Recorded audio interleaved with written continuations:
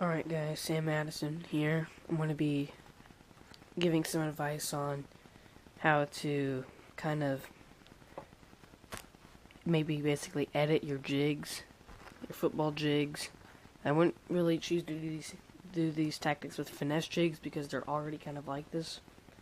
But I mean, it's different from a finesse jig when you're finished editing your football jig here. So here are some ways that you can trim and mess with your football jig just to give it a different presentation so the bass will like it more. These are two unedited black and blue football jigs. Black and blue works best at the lake I fish in. Don't know why, it just does. So, let's get started. One way to edit your jig is to trim the skirt.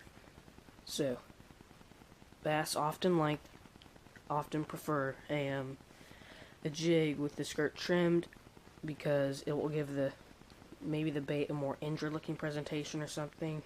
I don't know what, but they'll like it more like that sometimes. So the way to trim the skirt is just kind of go around here. Can you see it? Go around the edges like that. Just kind of go underneath it and just trim up like that. Kind of get the sides. And it kind of gives that bait a lure worn down look.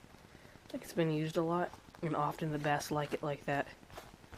So that's one way you can edit and mess with your jig. Another way is often these weed guards are real long like this, so this will probably get you snagged a bit more, but it does also help catch more fish. So what you do is bend your weed guard here, maybe down to the barb or so, a little bit past. Either way, where it can allow you to cut right where the tip of the hook is up the weed guard. So bend it right to where that hook is, and just kind of cut up along the shank of the hook.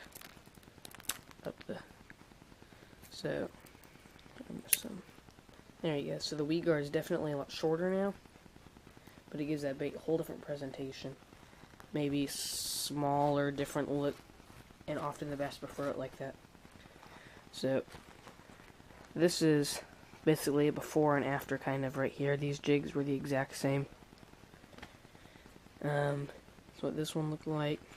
That's what it pretty much looks like now. So it definitely shrank the size of the bait and gave it a totally different look, but often the bass prefer the bait to look like that. You can also trim your trailer that you add on to your jig to edit it, make it with a different presentation. So what I have here is a split tail beaver from V&M. Just saw it pregnated, so anyways, this is what the bait originally looks like. You slide it on there the original way, and you can see a whole lot of the plastic whenever you slide it on there like this. So the plastic kind of overtakes the jig in this way. Look at that. But you can take this off here and trim this here, as far down as you want. I'll prefer to trim it maybe right around here usually. Maybe just a little bit more than that. And slide it on there like this. And often the bass prefer that this way a lot more. Don't know why, but I mean, it definitely gives that bait a smaller look and a totally different presentation like that, and that's just the way they like it often. So that's two ways to edit your jig and a way to edit the trailer for your jig.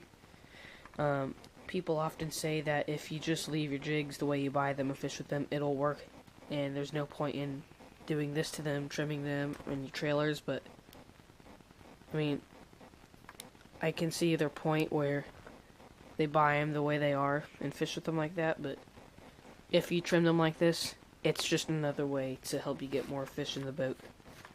So,